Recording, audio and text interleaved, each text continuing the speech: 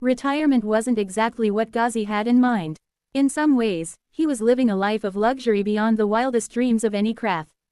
He didn't have to work, he was fed without having to move his foot, his safety was guaranteed, and most of all, he was protected from the greatest danger to any member of the slug tribes, other craft. There were downsides, of course. He was confined to a single room and lacked stimulus. The ants had tried to provide things to entertain him, puzzles, games, had offered to bring him items so he could indulge in a hobby, a loom for weaving, wood for whittling, that sort of thing. He'd solved the puzzles quickly and grown bored. The games were more interesting, but he lacked opponents. Most of the ants were too easy to beat, Solent was too hard, while those with more skill were too busy. As for hobbies, he was a slug of the tribes, he didn't even know what that was. He could wrangle a blubbeast, could extract edible meat from the pits without being crushed or eaten, could navigate the deepest, slimiest pits of the fifth, could do any of the 1,001 things a tribe needed to do in order to survive. He didn't do any of those things for fun or entertainment. He did them to avoid getting eaten. Now that he had what he had yearned for over the last few years, Gazi found himself growing increasingly irritated, and he didn't want to admit why, which only made him more irritated. With a roar, Gazi launched himself from his bed and splatted into the opposite wall, trying to gnaw on the smooth wall as his eyes bulged atop their stalks. He wanted tea. By the fifth, he wanted some damn tea. And biscuits. He would rend 1,000 monsters to bits for a sweet, crunchy treat, would annihilate a dozen crath young for the ones with little chocolatey bits in them. I can't take it anymore. He frothed, his flesh sizzling with anger. Never in his life had he tasted something so delicious. In fact, never in his life had he tasted something that could be described as anything like delicious. In the tribes, they ate biomass which had been digested by the blub beasts and mosses from the gardens. Gazi had never complained about it, had never heard of a single slug who had, but that was only because none of them had ever eaten something that actually tasted good. Damn it, how had they known? He'd been so careful. The first time he'd eaten a biscuit, his mouth had exploded with flavor. The delightful, crumbly texture, the sweet flavor. He thought he'd covered his reaction well, acting as if he were starving and in need of food. The ants were fooled, at least, he thought they were. Then he drank the tea. The aroma, the flavor, the welcome heat and smooth sensation on his tongue. It had washed away the crumbs and poured straight into his shriveled heart. You appear to be having a hard time of it, Gazi. Is there something we can do to help? Maddened red eyes atop their stalks turned toward the window to see the adjoining room was lit, Solent watching him from within. She was reclined on one of the ant chairs that he'd seen before, relaxed, cleaning her antennae, looking as casual as could be. He wasn't fooled. Even with those unreadable eyes, he could read that gaze. Solent was as cold a killer as any he had seen in the tribes, colder even. She lacked the rage and fire that bubbled within every single slug. No, Solent was just cold all the way through. He grit his teeth and tried to cool his thoughts. I'm just a little bored, he grumbled. All of these entertainments are too stale for one of my kind. Perhaps you could, he grinned savagely, give me some of your young. I could hunt and chase them through this room for days. I'm sure they would be delicious. Unruffled as always, Solent didn't react. I don't think so, she replied. Although, speaking of delicious. She clacked her mandibles, and a few more ants entered the room from beyond Gazi's view. He watched as they set out some furniture within easy reach of the general. A small table, then a little dainty cloth to go over it, along with some decorative squares of wood. What are you? Gazi started, then trailed off. The ants returned, with tea and biscuits. A cup was placed atop one of the squares, then filled with tea from a larger vessel with a long spout before that too was placed on a square. Then a plate, heaped with biscuits. He could see the warmth rolling off them. It was impossible, the two rooms were far more separate than they appeared, but he swore. He could smell them. Do you really think that will move me? He sneered, while internally he screamed with rage. Solent appeared to thank the ants who had served her before she turned back to him. These are my refreshments. Why would I care how you feel about them? She stated logically. She used one foreleg to grab a biscuit, then nibbled at it. Gazi's flesh started to sizzle. I wonder how long until your masters become frustrated with your lack of progress. Gazi mused, trying desperately to master himself. I'm sure they are already angered by your incompetence. Perhaps, Solent replied placidly. Perhaps not. She sipped her tea, and Gazi couldn't help but gulp, desperate for a whiff of that complex scent. She saw. He knew she saw. Did you know there is something of a secret technique when consuming tea and biscuits? She said conversationally. I couldn't care less, Gazi gasped, eyes fixated on the small table filled with delectable treats. A hidden method, first revealed by the eldest and known only to a few. She reached with a foreleg once more to grasp a biscuit and lifted it slowly. Gazi's eyes followed every move. She brought it over to the cup, held it there for a moment, then lowered it. Maddeningly slow, the biscuit went lower, and lower, before it touched the heavenly tea within, the rich biscuit soaking up the liquid like a sponge absorbing the gods' nectar. Solent withdrew the biscuit just as slowly, holding it over the cup as a few drops tantalizingly fell back in. Only then did she bring it to her mouth and take a nibble. Would you care to try it? She offered. Gazi found himself pressed against the glass, teeth gnashing wildly, his eye stalks repeatedly smashing into the hard surface. Yes. As the hours tick by, the field of blue mana begins to shrink back, retreating slowly towards the fortress as the energy is better contained and directed. Along with closer proximity to the fifth's natural environment comes the inevitable tide of monsters. I stand at the front, alongside the thousands of ants, militia and my few Templars, watching as they throw themselves into the field of blue, using their bodies and all the goop they can stuff inside themselves to chew through the cleansed energy as fast as they can. It doesn't take long for bubbling and hissing piles of slime to start running over the ground, evaporating into a nasty smog that hangs like a cloud until it's finally burned away. With all of this action and no active pushback from the colony, it doesn't take long until the monsters are pushing right up against the edges of the platform, which is when we can finally get to action. The ants move into position well before the monsters are in range, the militia and priests moving alongside them like a well-oiled machine. Which they should be. After the hundreds of hours of drills and even more live combat, none of this is new to anyone. The only thing that's different here is the scale. The platform is enormous by necessity, giving a large enough surface area for more intakes to the mana channels, but by design that means we will be all but surrounded when fighting out here. Monsters can come from our left, right or in front, only our business district is defended by the massive fortress wall behind us. Things are going to get hairy. As soon as monsters step into range, the battalions get busy.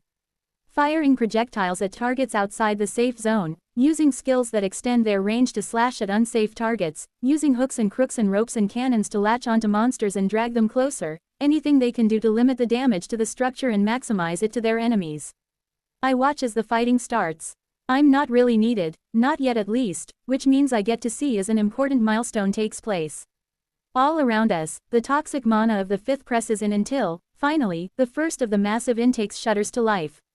Lacking any mechanical components, it isn't as if great wheels or fans start to turn, or machinery begins to spin. The intakes are fancy bits of enchanting that draw in mana, specifically the toxic mana, and feed it into the channels. I think of them like energy vacuum cleaners. When the toxic energy finally gets close enough, the first of the intakes powers up for the first time, the enchantments activating and emitting bright light as the panels come to life. Slowly at first, then with increasing speed, the mana is sucked in and fed to the channels beneath us. I watch happily as the massive conduits receive energy for the first time, drawing it away and feeding it into the fortress, where it will be distributed to the various woofer stations about the place.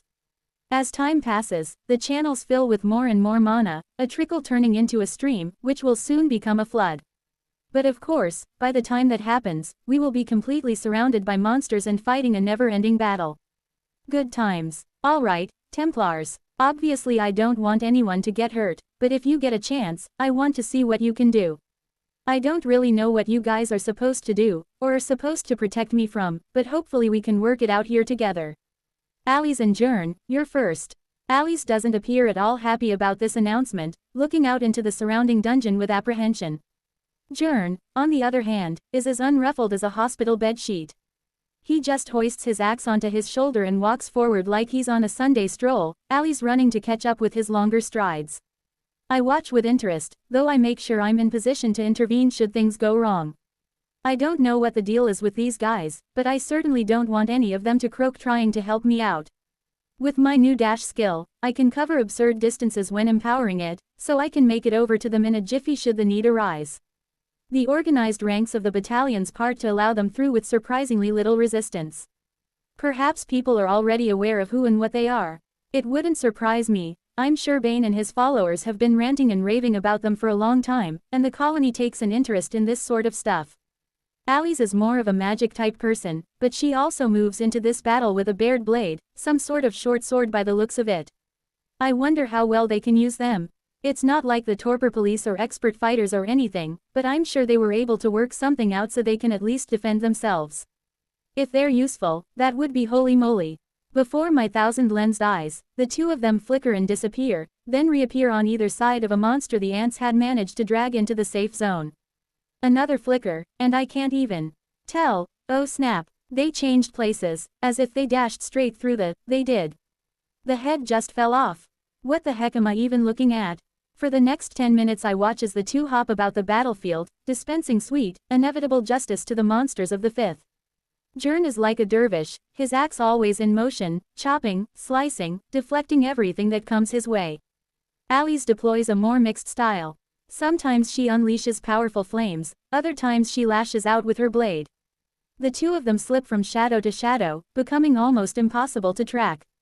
Or they charge straight in, using the straightest line to move from enemy to enemy. As I watch it all unfold, I start to realize the full implications of what I might have done. If the Nameless can train someone to be a super battle ninja, then can't they do the same for themselves? My heart goes out to the colony. I'm sorry, my siblings. I didn't realize what I was doing. Alright, Jern and Alice have apparently been transformed into killing machines. Good, I guess. They'll rack up levels and experience quickly, which is a benefit, and I don't have to worry about them getting hurt. That's fine, all positive, but what about the kids? Amelia, Trine and Allison are watching the growing chaos with neutral expressions, seemingly unmoved by what they're seeing. I'm getting a bad feeling about this. What have the Nameless done with these kids? Surely, they aren't as killy as the other two. Right, alright, you three, do you feel like you can head in there and contribute without putting yourselves at too much risk? I ask them. The three of them look about, carefully assessing their surroundings, then share a long, silent exchange of glances. We'll be fine, Amelia says shortly. Okay, I guess I just have to trust they know what they're doing. I mean, the Nameless wouldn't have let them out if they would be in danger, right? Let's see. The three young people move together in eerie silence until they approach the back ranks of the battalions. Then they just vanish. What the? For the next 10 minutes, I'm treated to a horrifying, terrifying display that shakes me down to my claws. The three of them are everywhere and nowhere. They pop out of the shadows with perfect timing, slashing out with quick and deadly strikes before vanishing once more. It's impossible to track them with my eyes. If I didn't have the vestibule and nave, I would have no idea they were even out there. The monsters they defeat have no idea what happened, struck from blind spots, beneath them, behind them, to the side. Heck, I saw one of the three jump out from behind an ant's leg. The leg, even if it was a soldier, their legs aren't that thick. How do you hide behind that? As the three of them return to me, I find myself in a somber mood, reflecting on the tragedy of lost youth and staring wistfully into the distance. Did we do well, eldest? Amelia asks me. You did very well, too well. I feel nothing but admiration and deep, profound sadness. Have a rest. They look confused, but do as I asked and head off to join Jern and Alice, who give them high fives and start chatting with them. Holy moly, the Nameless really taught kids how to do that.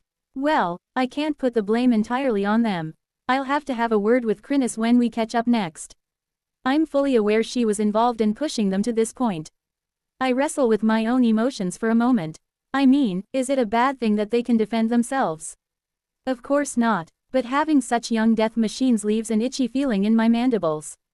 Then again, I wasn't that much older than them when I first arrived in the dungeon. I was much wiser, though.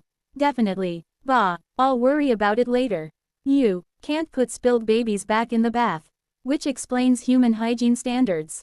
Alright, Bert, you're up. Show me what you can do, don't become dead in the process. I'm not going to be fooled this time. Bert might look like a harmless old man who mends pots and cleans things for a living, but he went through the same deadly training of death that the others did. There's no way he hasn't been turned into a killer ninja assassin. I'm ready this time. To my shock, he nods at my request, and draws his weapon solemnly. Bert, yes, eldest, is that a frying pan? It is, he replies, flipping it once and catching the handle deftly. Are you going to cook something? He scratches the back of his head and chuckles, embarrassed. No, I wasn't really comfortable using the weapons, so in the end I just trained to fight with this. With a frying pan. Yes. Nope. I still won't fall for it. I'm not going to stand here and say, there's no way he can be deadly with a pan. I refuse to allow myself to be suckered in like that. Ron OS. Go forth, Bert. And so, off he goes. At least he looks a little nervous as he walks towards the battle, which reassures me a bit. I mean, this guy is a self-described tinker, he's never seen deadly monsters in his entire life. It'd be disturbing if he wasn't at least a little put off. He walks up the ranks of ants and militia, excusing himself politely as he pushes through, offering bows and apologies to humans, ants and everyone else who needs to give way for him. Eventually, he gets close enough to the front and stops. He concentrates, reaches down into his own shadow, and pulls out a handful of some white substance. He throws it all into the pan before taking a firm two-handed grip on the handle, setting his feet, and whipping it around his body. As if fired from a scattershot cannon, the white stuff, salt, I think, rockets out and smashes into the gathered monsters. Those with soft, slug-like flesh immediately collapse, hissing and frothing as their bodies begin to foam and bubble. Even some of the shelled creatures are struggling, salt wedged into the gaps in their armor, or even having penetrated it in a few instances. I watch the whole thing, bug-eyed. Clearly, none of the Templars are normal. It's official. Bert smiles, nods in satisfaction, then reaches down into his shadow to grab more salt. I sit and watch the battle develop over the next few hours. The Templars continue to rotate, 10 minutes on, 20 minutes off, and they prove to be effective and deadly each and every time.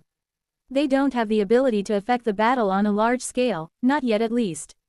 If I was out there, I could be dropping gravity bombs or fields, using Dragon's Breath to torch huge swaths of the field, or employing my Star Crusher Chomp attack to annihilate chunks of monsters at a time. None of them have skills at a high enough rank to do anything like that.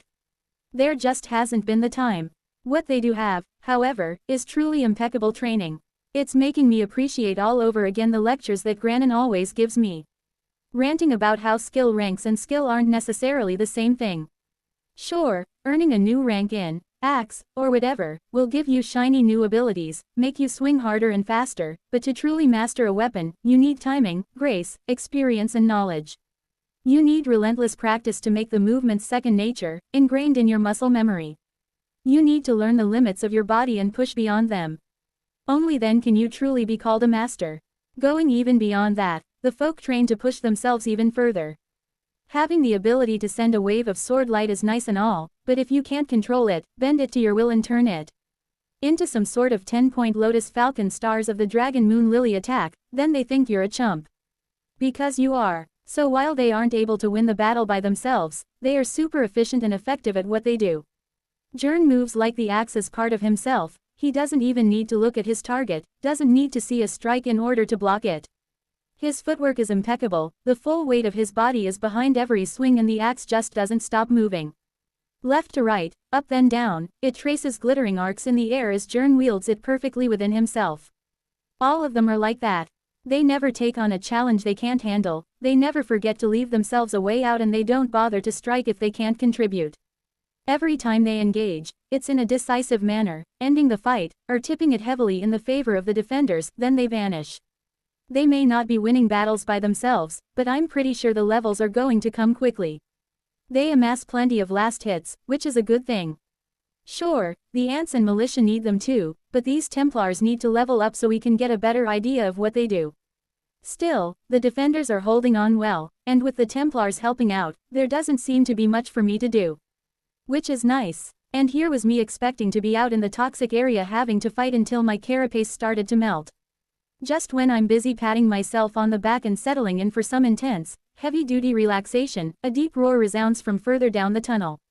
It's faint, still a fair distance away, but I know better than to hope the creature is heading somewhere else. With a weary sigh, I pick myself up and start wandering forward, closer to the edge of the blue mana. The monsters are coming thick and fast now, but the colony and its allies are holding strong. With all the kinks worked out of the system, they're experts at fighting on the border between safety and toxic nightmare. Despite their calm competence, I can tell they were at least a little rattled by the roar they heard. It was no ordinary monster that let that roar loose. It was big, and coming up from below. Which is a bad sign. If powerful monsters are already being dislodged from their hidey holes deeper in the dungeon, when the wave hasn't even started yet, then we might be in for a bad time.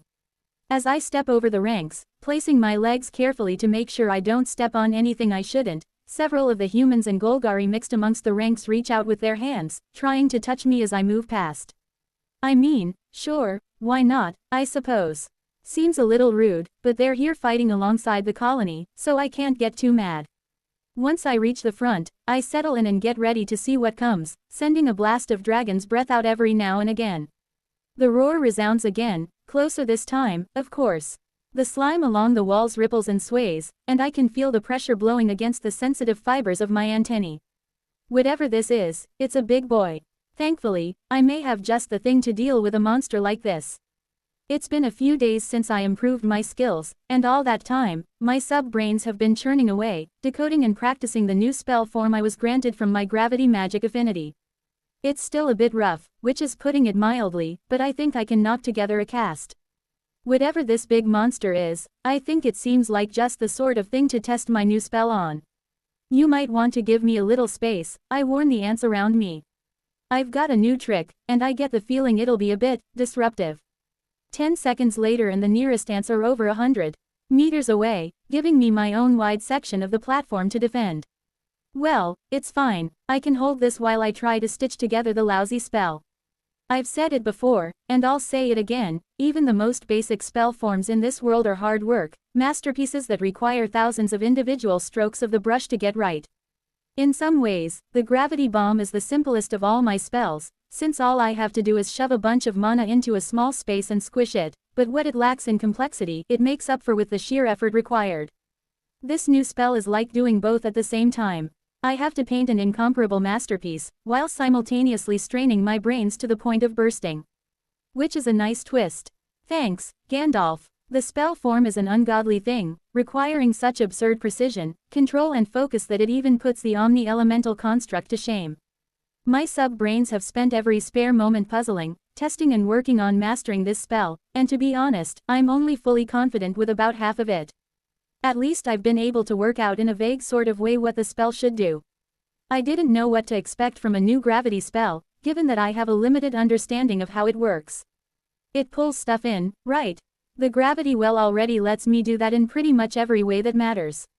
I can pull stuff into the well, I can even reverse it and push stuff away from the well. What else is there to do? Something, apparently. All I've been able to figure out is that the spell should send some sort of force blasting in a forwards direction, like I'm shooting something from an elaborate magic cannon. So, great. The roar reverberates again, stunningly loud. The monster isn't in sight, but I can sense it now. The powerful mana it contains is lighting up the edges of my senses like a beacon. This bad boy is definitely tier 7. A strong tier 7 too. Can't have been hiding too far from the fortress either, if it's here already. Well, better start putting this damn thing together. My brains start to spin into high gear as I let the omni-elemental construct fade to nothing. I can't afford to have anything else taking up my mental resources while I work on this thing. With a flourish that would make Michelangelo proud, I start funneling a mighty river of gravity mana, pulling it out of me and shaping it expertly. Dozens of minds manipulate the mana, condensing it, folding it, twisting and curving and looping, forming the thousands upon thousands of intricate shapes that need to fit together just so for the lousy thing to work. The framework gradually takes shape as I squeeze out more and more mana. It's a thirsty beast, this spell. I'll have to spend pretty much every drop of gravity mana I have in me to cast at a single time.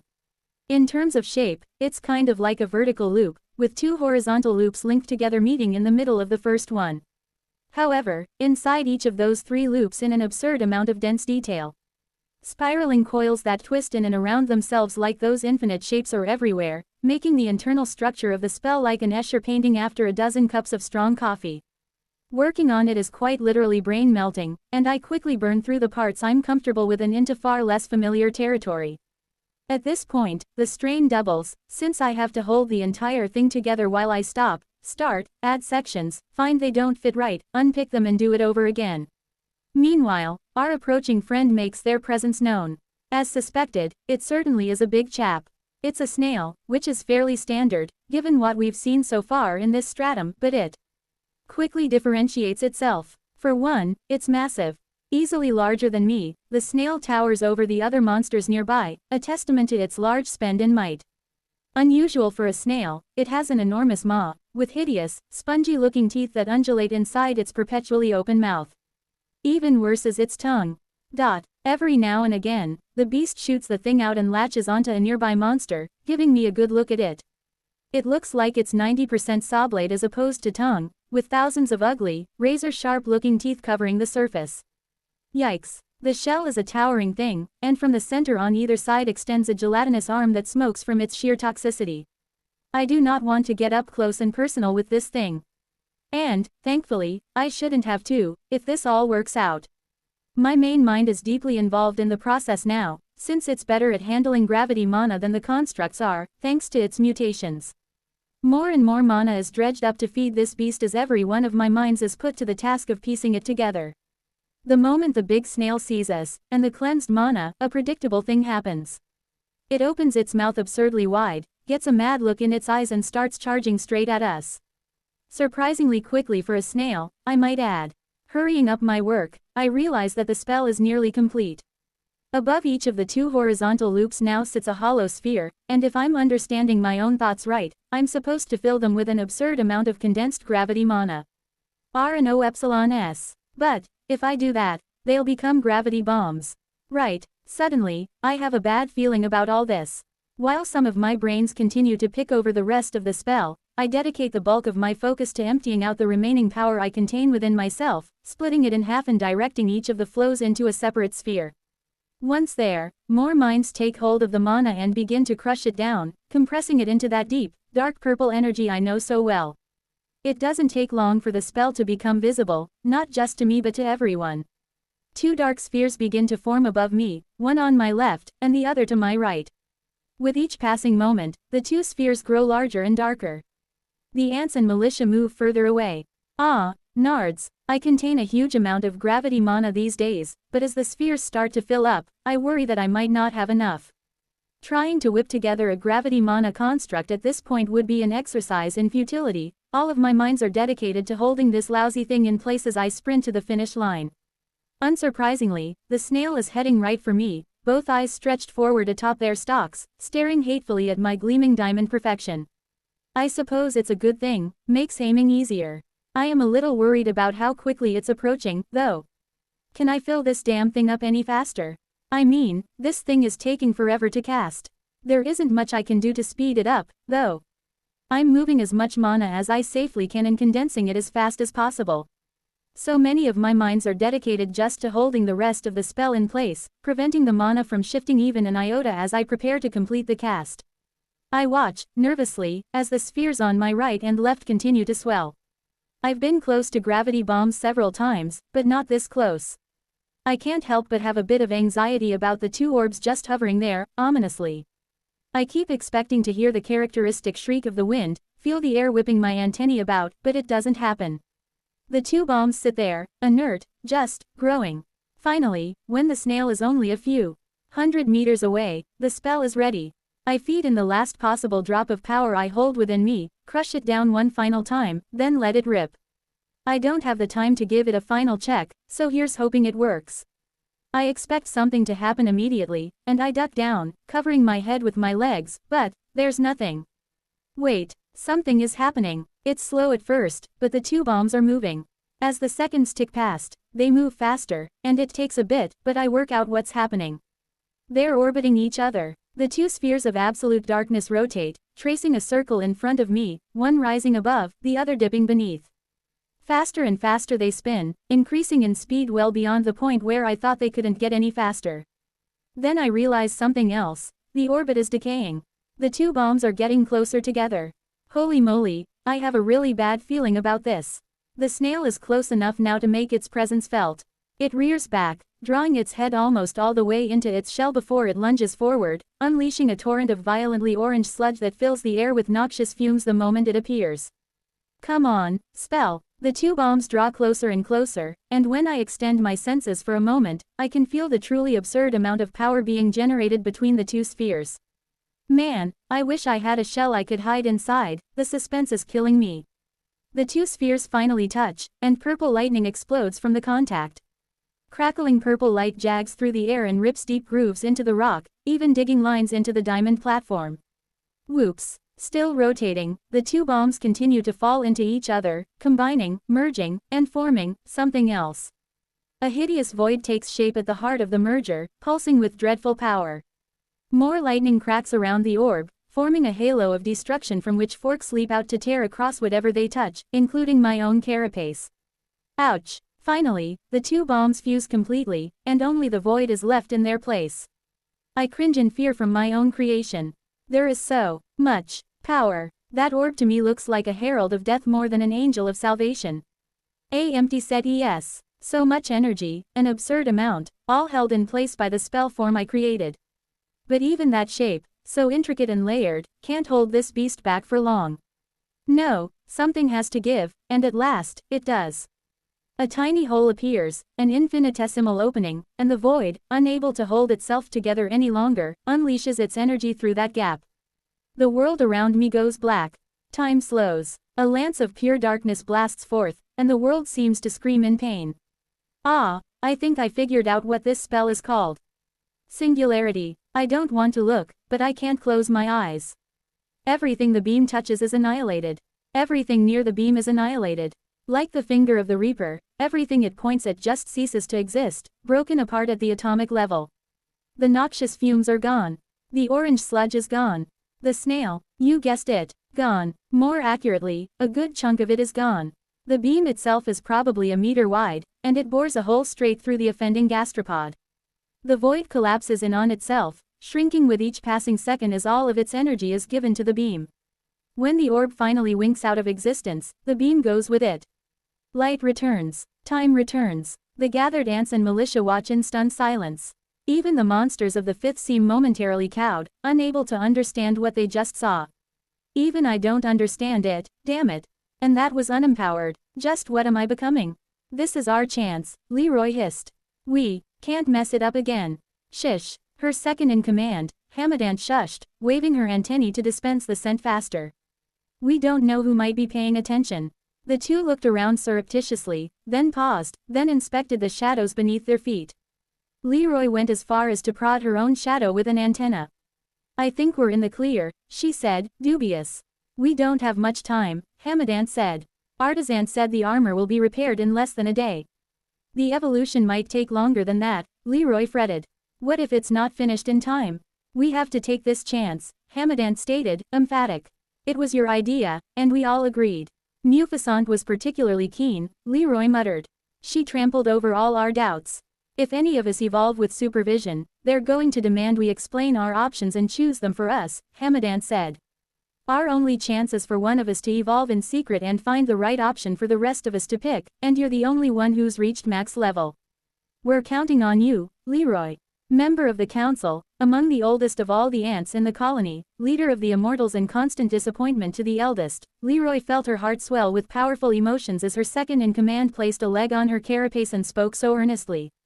All they wanted to do was sacrifice themselves for the colony. Was that so wrong? Was it such a bad thing to be so dedicated, to listen to what their instincts told them? No, of course it wasn't. Thanks to the mistake they'd made when evolving to Tier 6, they'd become trapped, too durable to be defeated, and even if they were, they would simply revive. The Phoenix Flame had been so detrimental to their goals it had almost pushed them entirely out of reach. Whenever the Immortals found themselves in a position that was dire enough for them to be defeated the first time, the colony would rally to their side, ensuring they wouldn't get the chance to be defeated twice. Even so, Leroy and her followers had not given up hope. Not at all. The search went on until they found what they were looking for. Take this. It was the best we could find. Hamadant handed her a rare core, nodding firmly as Leroy took it in her mandibles.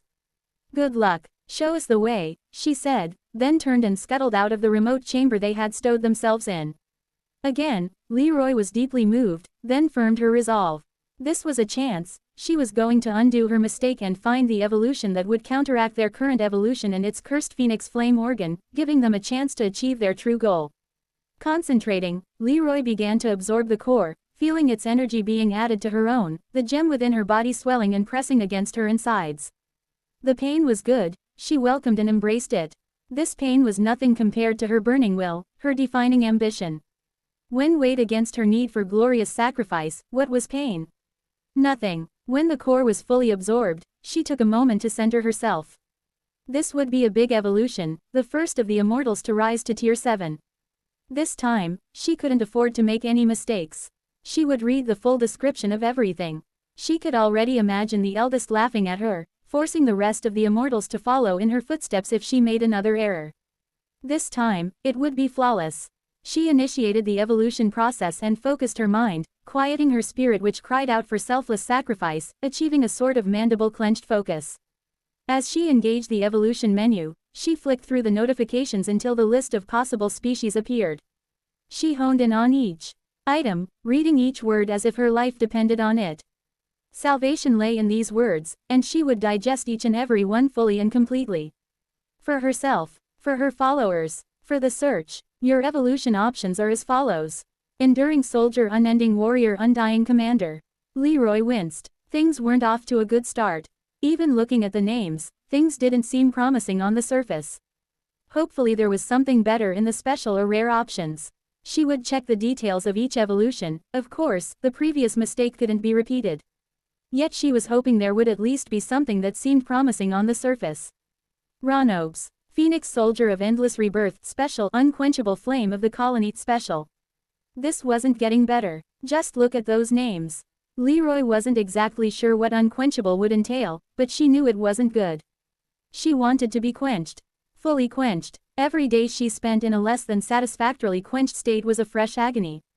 She folded her legs and clapped her front legs together like she saw the human priests do with their strange hand things. Please, she begged, there has to be something in the rare options. Burning with a hope that refused to fade, she read on. Armored Ant Phoenix of Limitless Vitality and Eternal Life Rare. No, that was specifically what she didn't want to see. Leroy slammed her head into the stone floor of the cavern, breathing deep, slow breaths.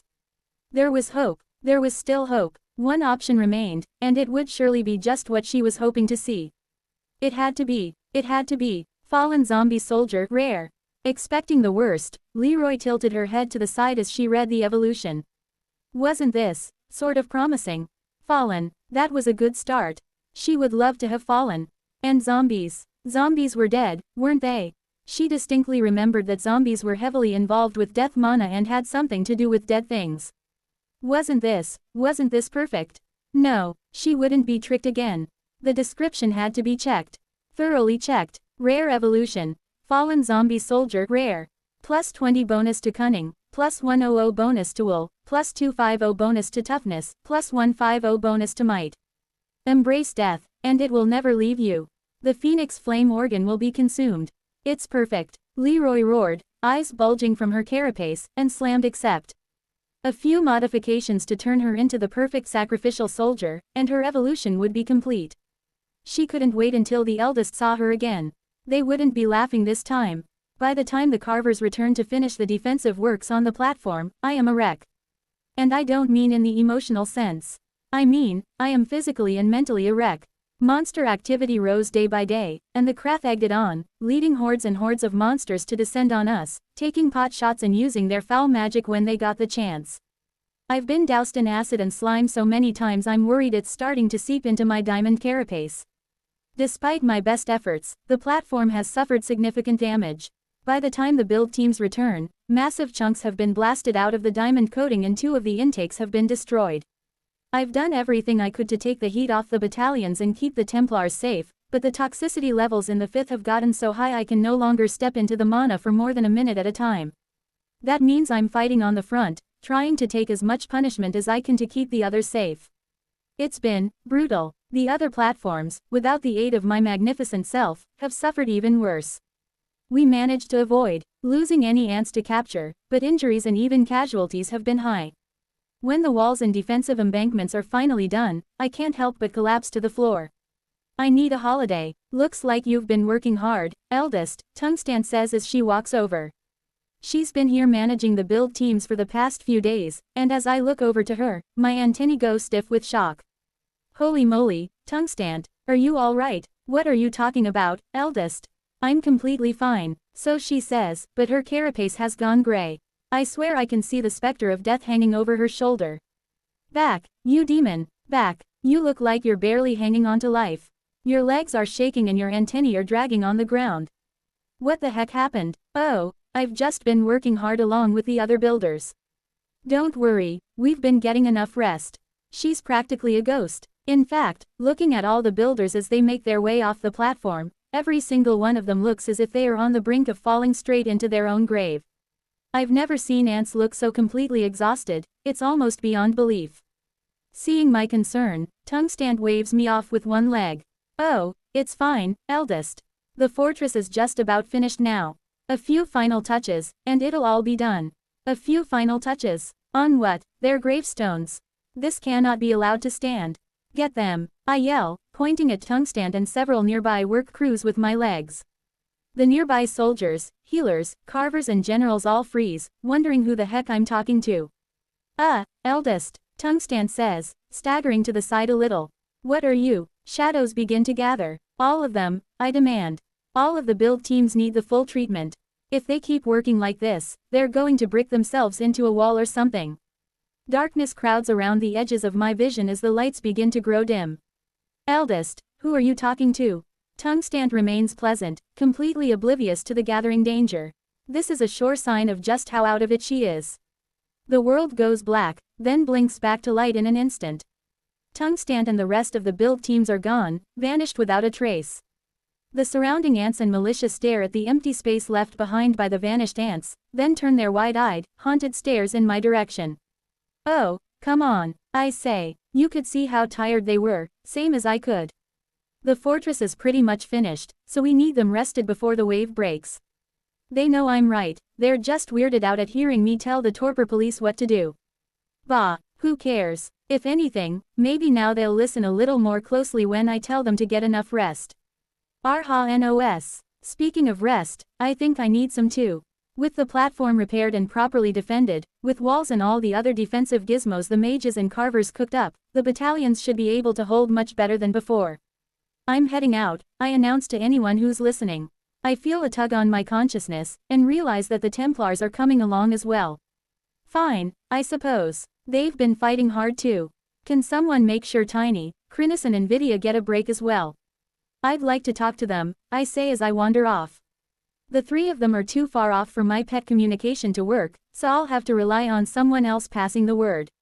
I leave the platform behind and head along the glittering, starry path, underlit by the thrumming mana channels that are feeding power straight into the fortress. The point where the platform reaches the shell of the fortress itself is barred by an enormous gate, crackling with power and looming over even my head. Speaking of my head, they carved it into the gate, of course. Damn Michelangelant, I'll catch that villain if it's the last thing I do. The gates swing ponderously open just enough to let me squeeze through, then crash shut behind me. The fortress is finally complete.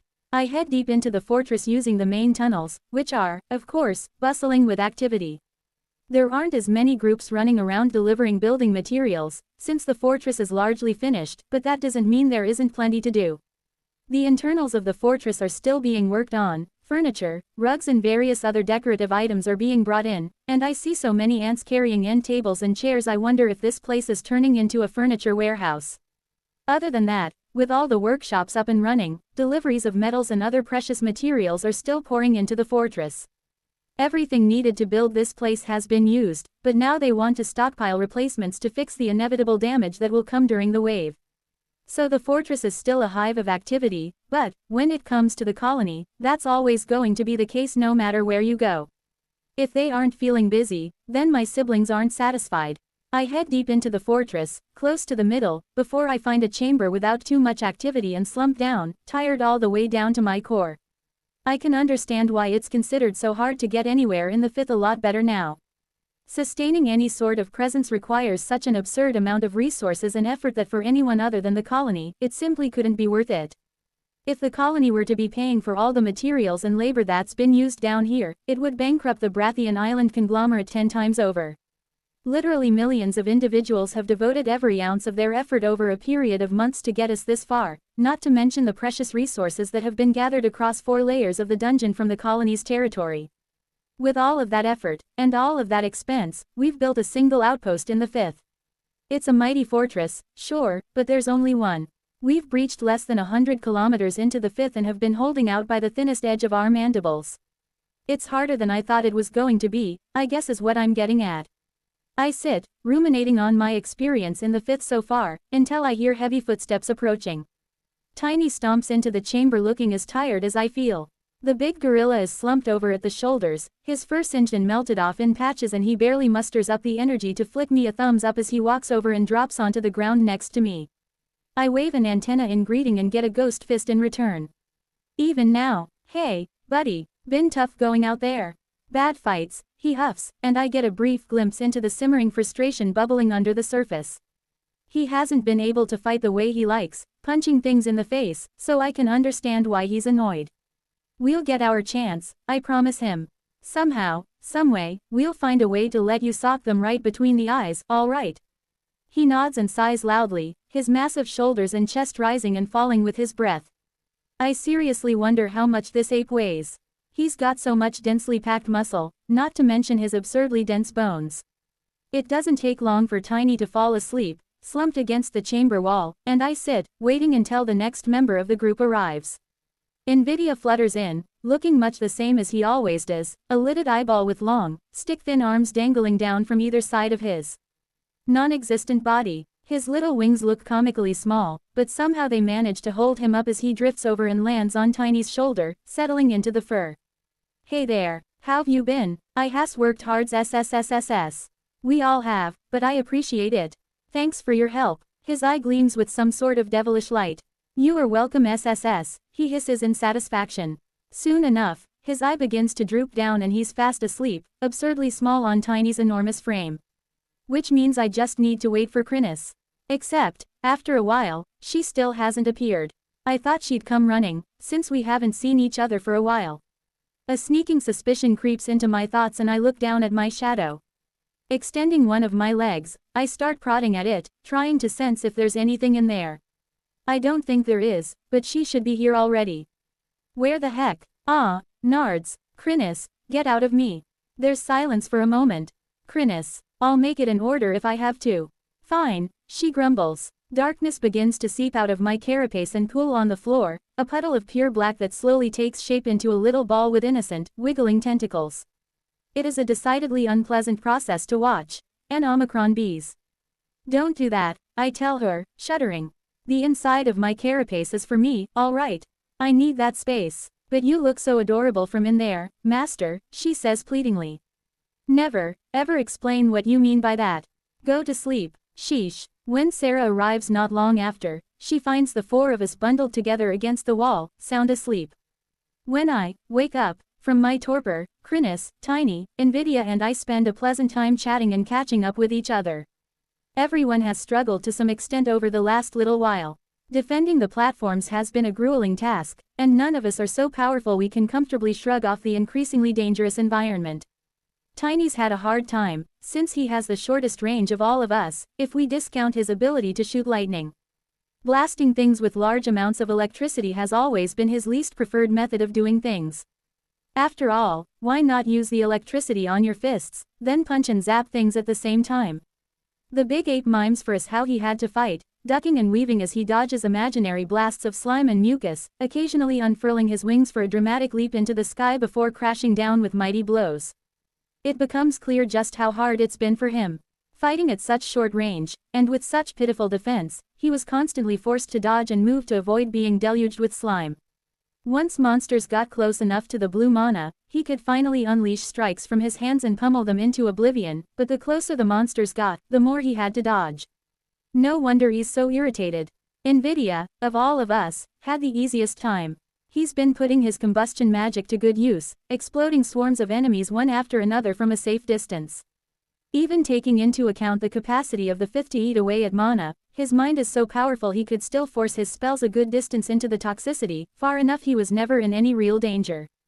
However, even his massive brain has been pushed to the limit after fighting for such an extended period of time, and the monsters of the 5th have been unusually resistant to going boom. Considering how squishy they are, I would have thought they would suffer a lot from his power, but with their layers of slime and resistance to fire, they've been able to avoid being burned as well as absorb the concussive force of his spells. So he had to work twice as hard to get things done. Chrysalis, poor Chrysalis, has had it. The worst of all of them. She literally has to reach out and touch her enemies to hurt them, which is a bad idea in the 5th. She's more than happy to demonstrate how her fights went, showing us how she would drag monsters into the blue zone before doing what she does. However, every bit of her darkness flesh that was exposed to the fifth had to be cut away, lest the corruption spread throughout her entire body. Her body is closer to pure mana than the rest of us, and as it turns out, that makes her more susceptible to the fifth. So she's had to cut loose a heck of a lot of her own flesh, which means getting fed a lot of biomass to help her get it back. I give her a pat with an antenna, proud of what she's been able to accomplish. The poor thing, she's fighting hard even though conditions are so against her. Naturally, she uses that as a chance to try and sneak inside my leg, and I have to shake it until she can't hold on anymore. Honestly, Sarah is a lot less forthcoming about her experience, but judging by the dewy-eyed looks she's getting from Odin, who still follows her around, she unleashed some rather spectacular violence out there. We sit and chat until eventually someone comes to find me, that person being Solent, of all ants. "Shouldn't you be busy right now?" I ask her. On the contrary, she replies coolly, "With the outer defenses complete and the fortress functioning correctly, there is a rare opportunity for me to step out of the command post. And you spend this precious time talking to me? I guess I'm honored." No, I was passing by and picked up a message that was being delivered, so I thought I would do it myself, since it has the potential to be something interesting. "There is a visitor for you." First, ouch. Second, a visitor. Who is coming down to the fifth stratum to visit? It's an absurd suggestion. Someone you may remember. I'm told you had dealings with this person during your tour of the fourth stratum. A mage from the Silver City. My blood begins to heat up at the mere mention of that place, but I push my anger aside and think. A mage from the Silver City? There's a few that I met, but one in particular comes to mind.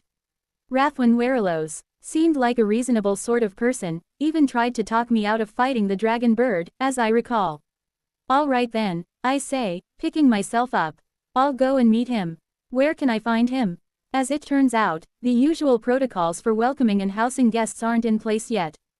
Who would have thought, since we've been literally fighting for our lives, we haven't had the time. As a result, our guest has been housed close to the top of the fortress, just inside the entrance. With Solent helping, it isn't hard to get some rooms allocated, and I head over there to meet the mage when they make their way down. Ra Omicron BES. Sure enough, Rathwin wanders around the corner, his eyes lighting up when he sees me outside his room, but I'm surprised to see that he hasn't come alone. In fact, there are 4 other mages who've tagged along for the ride. What the heck are they doing here?